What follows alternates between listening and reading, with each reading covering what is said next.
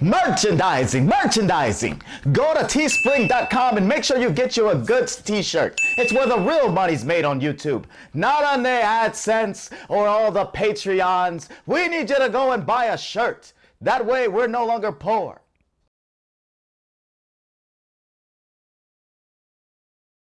Saca la locura.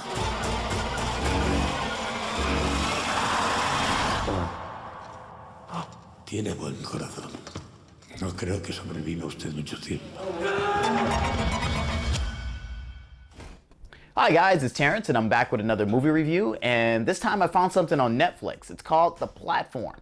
It's one of the films that they've been highly promoting on Netflix quite a bit, that every time you turn on Netflix, you seem to kind of scroll past it, and it plays that trailer about 15 different times. By that 15th time, you're sitting there saying, it's like, okay, cool, look, you beat it into me, I surrender, I'm ready to watch the film. And I would say that I'm actually kind of glad that I actually did give into this film, because at first I didn't think it was something I wanted to watch, but I kind of walked away saying that I enjoyed this film, but we'll talk about that more a little bit later. So let's start with the plot. The plot of this film is that it takes place in a concrete prison with a bunch of prisoners in cells that are stacked on top of each other, from the top all the way down to the bottom, and they're all fed by a platform through each one of the levels. So the top gets fed first, the bottom gets fed last. So basically whatever's left over by the top is what the bottom gets fed. And as you can see, there will be less and less food for the people at the bottom. So that's where this movie kind of sets up and takes place. I would normally go into the cast, crew, who starred in it, who directed it, but this is a foreign language film and all of the names were really, really hard. So I just said, we're just gonna skip that part. Now, with it being a foreign language film, I will tell you that there is an English dub on there. For the people who don't like to read subtitles, it's a welcome surprise to see something like that on there for a foreign language film.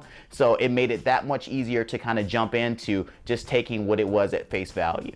So put it on English, watch the movie, and we'll kind of go from there. But we're gonna go with our protagonist. Our protagonist of the film, his name is very, very hard. They don't really say his character's name very much, if at all. I don't even remember them being said at all in this film. I had to look it up. And that's hard too, so I'm not even gonna say that. We're just gonna call him the protagonist. The protagonist of this film actually wakes up in the concrete prison, and he has to figure out kind of like the hierarchy that goes on and social interactions between the other prisoners. It is found out that he actually came there voluntarily. I'm not giving too many spoilers. He came there voluntarily, and once he leaves or ends his term, he'll leave with like an accredited degree, and everybody kind of like, well, that's a weird choice to kind of be in here. You'll learn other people's stories as far as why they're in there, but that's more for you to watch if you more for you to kind of take in if you decide to watch this film. Now, I will kind of jump out of there and kind of tell you a little bit what I thought about the film. The film itself is really gory, but not in that hostile, kind of over the top, torture porn type gory, like Final Destination, where you're just like gore for gore, or even Saw.